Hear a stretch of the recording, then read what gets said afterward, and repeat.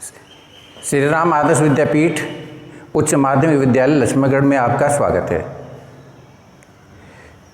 मैं भगवान साय शर्मा, गणित टीचर, आपका स्वागत करता हूँ। यहाँ हम कक्षा 8 के विषय गणित में संख्या ज्ञान चैप्टर फर्स्ट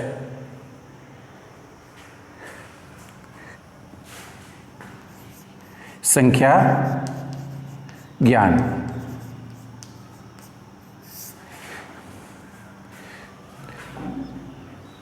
चैप्टर करने से पहले ये हमको ज़रूर जानना चाहिए कि संख्या ज्ञान को हम किस तरह से समझ सकें। इसके लिए इसका पार्टीशन करते हैं, अपन इसके भाग करते हैं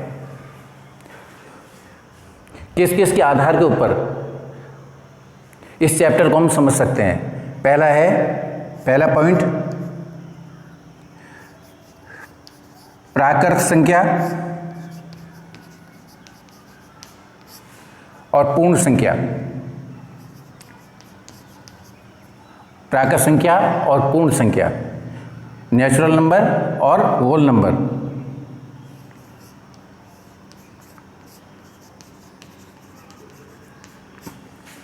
सेकंड नंबर सम संख्या और विषम संख्या।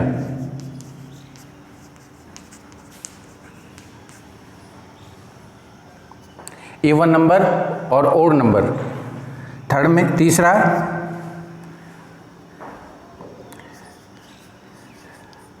अभाज्य संख्या और अभाज्य संख्या और संयुक्त संख्या।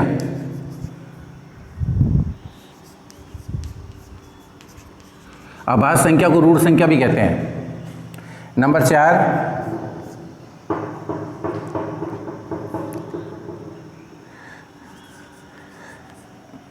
धनात्मक संख्या और ऋणात्मक संख्या।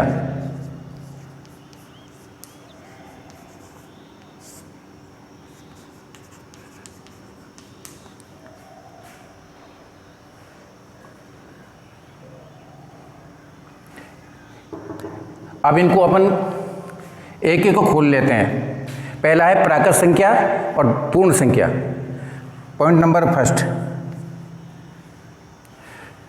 इनकी डेफिनेशन, इनकी परिभाषा के हिसाब से देखें तो प्राकृत संख्या वो संख्या होती है कि हम एक से गिनना शुरू करें, काउंटिंग करें, एक से गिनना शुरू करें और एक एक के अंतर से गिनते चले जाएं।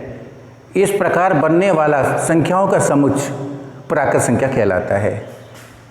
जैसे 1, 2, 3, 4, 5, 6, इस तरह से। अंतर एक एक का है, बढ़ता क्रम में है, आरोही क्रम है। अब आती है आपकी पूर्ण संख्या। प्राकृत संख्या के पूर्व में अगर 0 लगा दिया जाए और फिर एक एक के अंतर से गिनते चले जाएं, इस प्रकार बनी हुई संख्या पूर्ण संख्या कहलाती है। इसका समुच्चय बनता है 0, 1, 2, 3, 4, 5, 6। दोनों में डिफरेंस केवल इतना है, ये पूर्ण संख्या के फर्स्ट में शुरुआत में 0 होती है और इसमें 1 से गिनना शुरू होता है। अब आती है आपकी सम संख्या और विषम संख्या। बिल्कुल सिंपल इसकी डेफिनेशन है, परिभाषा है सम संख्या और विषम संख्या की। कई तरह से इसको समझ सकते हैं। जिस संख्या में 2 का पूरा पूरा भाग चला जाए वो सम संख्या, जिसमें 2 का पूरा पूरा भाग नहीं जाए विषम संख्या। या दूसरा मेथड, दूसरा तरीका है कि जिस संख्या के इकाई के अंक में 0, 2, 4, 6, 8 में से कोई सा भी अंक हो तो वह संख्या सम संख्या कहलाती है। और जिस संख्या के इकाई के अंक में बचे हुए 1, 3, 5, 7, 9 इनमें से कोई सा भी अंक हो तो वह संख्या विषम संख्या कहलाती है। केवल इकाई के अंक के आधार पर ही हम सम और विषम का पता लगा सकते हैं। 2 हो गया क्लियर। अब तीसरा है अभाज्य संख्या और संयुक्त संख्या, जिनको हम अंग्रेजी में बोलते हैं प्राइम नंबर और कंपोजिट नंबर। अभाज्य संख्या या रूढ़ संख्या वह होती है जिसमें या तो खुद से भाजित हो या 1 से भाजित हो, या जिसमें 1 का भाग जाता हो या खुद का ही भाग जाता हो, अन्य किसी का भाग नहीं जाता हो, तो ऐसी संख्या को हम अभाज्य संख्या कहते हैं। और जिस संख्या में 1 और खुद के अलावा और भी संख्याओं से अगर वो भाजित हो, और भी संख्याओं को उसमें भाग जाता हो, तो वह संयुक्त संख्या कहलाती है। समझने के लिए हम 1 से 100 तक के अंक देखते हैं। 1 से 100 तक में कुल 25 अंक होते हैं जो अभाज्य हैं। जैसे अभाज्य संख्या 1 से 100 तक में 2, 3, 5, 7, 11, 13, 17, 19, 23, 29, 31, 37, 41, 43, 47, 53, 59, 61, 67, 71, 73, 79, 83,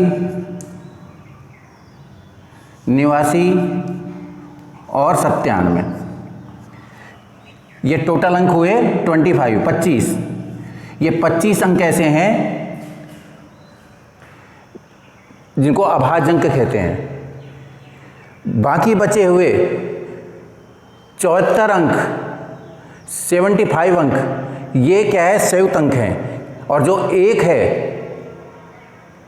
है ना तो वो अभाज्य है और ना ही वो संयुक्त है। एक जो है 1 इज नाइदर कंपोजिट और नोर प्राइम नंबर, न तो वो अभाज्य संख्या है और ना ही वो संयुक्त संख्या है, एक है जो। तो बाकी के जो एक को छोड़ दिया और 25 ही हो गए तो 26 अंक निकल गए, अब रह गए 74 अंक। तो बाकी के बचे हुए 74 अंक वो क्या है, संयुक्त अंक हैं। ये भी क्लियर। अब आती धनात्मक और ऋणात्मक संख्या, पॉजिटिव नंबर और नेगेटिव नंबर। अब इनमें कुछ संख्या मैं दे रहा हूं एग्जाम्पल के रूप में, उदाहरण के तौर पर 7 -13, 245, 2/3 माइनस के,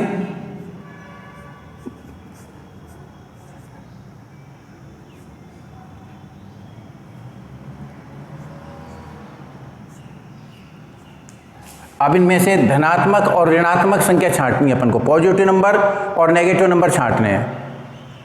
तो पॉजिटिव नंबर में की पहचान है कि वो संख्या धनात्मक होनी चाहिए। धनात्मक संख्या के लिए या तो उसमें चिन्ह नहीं हो, या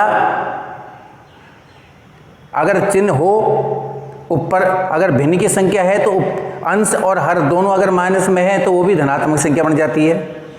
अगर एक चिन्ह उसमें माइनस का है भिन्न की संख्या में तो वो ऋणात्मक संख्या हो जाती है। और पहले से उसमें अगर माइनस का चिन्ह दे रखा है, सिंगल संख्या है, सामान्य संख्या है, तो वो माइनस की होती है।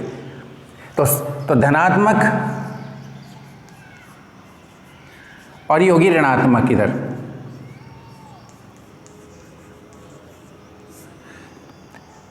तो 7 हो गया धनात्मक में, 245 हो गया, और -3 बटा -4 ये धनात्मक हो गया, और ऋणात्मक में -13 हो गया, 2 बटे -3 हो गया, और -7 बटे 15 हो गया। ये चौथा क्लियर हो गया, चौथा नंबर क्लियर हो गया। इसके अलावा आगे बढ़ने के लिए फिर आती है इसके बाद भिन्न। भिन्न को समझने के लिए भिन्न 3 प्रकार की होती है। उचित भिन्न, ये भिन्न हो गई, 3 प्रकार की होगी। उचित, प्रॉपर नंबर कहते हैं, उचित भिन्न, अनुचित भिन्न, और तीसरी होती है मिश्र भिन्न।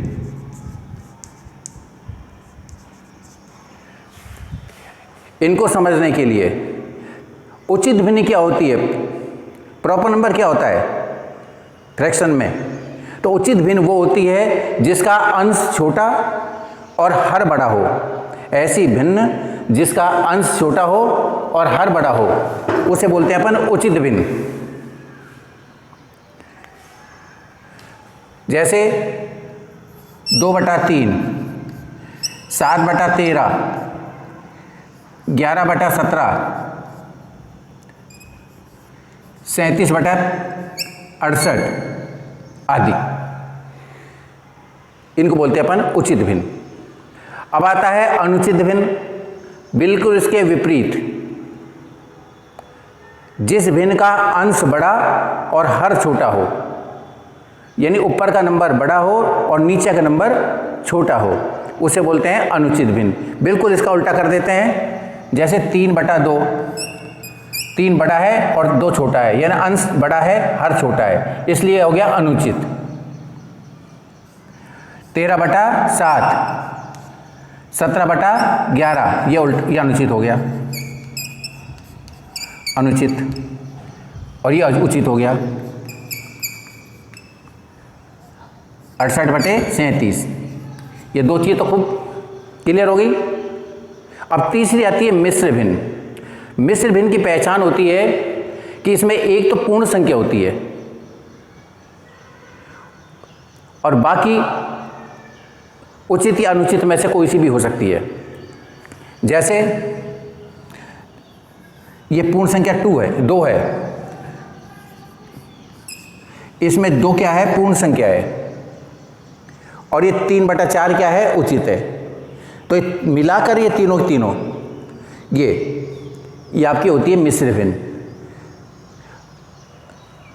2 से 3/4, 3 से 3/5, 1 से 1/2 आदि। अब अनुचित और मिश्र, इनमें क्या संबंध है, हम एक दूसरे में कैसे इनको बदल सकते हैं, चेंज कर सकते हैं, कन्वर्ट कर सकते हैं। अनुचित भिन्न को मिश्र भिन्न में और मिश्र भिन्न को अनुचित भिन्न में किस तरह से इनको कन्वर्ट कर सकते हैं, किस तरह से इनको चेंज कर सकते हैं। अगर हमको अनुचित भिन्न को मिश्र भिन्न में चेंज करना पड़े, जैसे 3/2 हैं, तो 3 क्या है, अंश है, और 2 क्या है, हर है। अगर हर का भाग अंश में दिया जाए तो एक तो इसमें क्या आएगा, पूर्ण संख्या आएगी, और रिमाइंडर या बाकी बची की संख्या है वो उचित या अनुचित में से कोई संख्या आएगी। जैसे 3/2, 3 हम 2 का भाग देते हैं, 2 एकम 2, शेषफल 1 बच गया, भागफल 1 आ गया। अब इसको जमा रहे हैं, जो भागफल आपका आया है इसको कहते हैं पूर्ण संख्या, तो पूर्ण संख्या पूरी लिख दी, और जो शेषफल बचा है, रिमाइंडर बचा है 1, इसको रखेंगे अंश की जगह पर, और जिससे हमने भाग दिया है 2 का, उसको रखेंगे हर में, तो संख्या बन गई 1 सही 1/2। इस प्रकार अनुचित भिन्न को मिश्र भिन्न में हम बदल सकते हैं, कन्वर्ट कर सकते हैं। और वो एग्जांपल ले सकते हैं, 13/7 है, 13/7 है, तो हम 13 में 7 से अब क्या करेंगे, इसको भाग करेंगे। 7 एकम 7, एक दफा गया, तो इसमें क्या है, पूर्ण संख्या क्या आ गई, 1 आ गई, और 6 क्या बच गया, भागफल बच गया, शेषफल बच गया। और 7 से हमने इसको भागित किया था, तो कैसे मिलाएंगे इनको हम, सबसे पहले पूर्ण संख्या 1, शेषफल को रखेंगे ऊपर, और जिससे हमने भाग किया है 7 से किया है, इसको रखेंगे हम नीचे। तो क्या बन गई मिश्र भिन्न, 1 सही 6/7। इस प्रकार हम अनुचित भिन्न को मिश्र भिन्न में बदल सकते हैं, कन्वर्ट कर सकते हैं, चेंज कर सकते हैं। अब हम मिश्र भिन्न को अनुचित भिन्न में किस तरह से बदलाव करें, किस तरह बदलें। दी हुई संख्या इसमें है,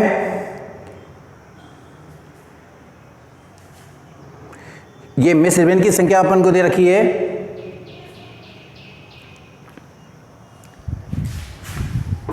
ये देखिए,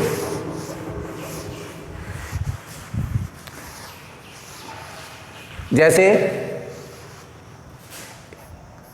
1 सही 1/2, 3 सही 3/4, 5 सही 6/7, ये एग्जाम्पल के तौर पर।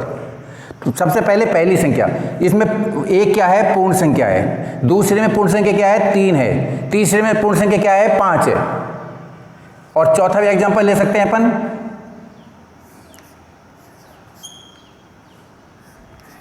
11 सही 3/15। हम ये 4 उदाहरण के द्वारा, 4 एग्जाम्पल के द्वारा इनको और समझ लेते हैं। सबसे पहले इसमें पूर्ण संख्या 1 है, इसमें पूर्ण संख्या 3 है, इसमें पूर्ण संख्या 5 है, इसमें पूर्ण संख्या 11 है। तो पूर्ण संख्या को हर के साथ गुणा करते हैं, मल्टीप्लाई करते हैं। जो पूर्ण संख्या है उसको हर से क्या करते हैं, गुणा करते हैं। जो गुणनफल आ जाता है उसमें अंश को जोड़ देते हैं। एक दफा दोबारा, पूर्ण संख्या को हर के साथ गुणा होता है, गुणा करते हैं। तो चाहे तो 1 का फाड़ा 2 बार बोल लो, या 2 से 1 को गुणा कर लो, 2 एकम 2, और उसमें 1 जोड़ दिया, क्या हो गया, 3, तो 3/2। ये अनुचित भिन्न आ गई, ऊपर बड़ी नीचे छोटी। 3 पूर्ण संख्या को 4 हर से हमने गुणा किया, तो 4 गुणा 3, 4 3 12, 12 में 3 जोड़ दिए 15, तो 15 खा रखेंगे पर अंश में। और जो हर है पहले से ही उसको उसी जगह पर रख देंगे, हर की जगह पर ही 4। तो अनुचित भिन्न बन गई आपकी, इम्प्रॉपर संख्या बन गई, नंबर बन गया 15/4। इसी प्रकार से 35 और 6 41/7 सारी क्या आ रही है, अनुचित भिन्न आ रही हैं। इनको कर लो, ये हो गया आपका 168, यानी 15 को 11 से किया 165 हो गया, 165 में 3 जोड़ दिया 168, और बटे में 15। ये सारी होगी अनुचित भिन्न। क्या भाई और करना।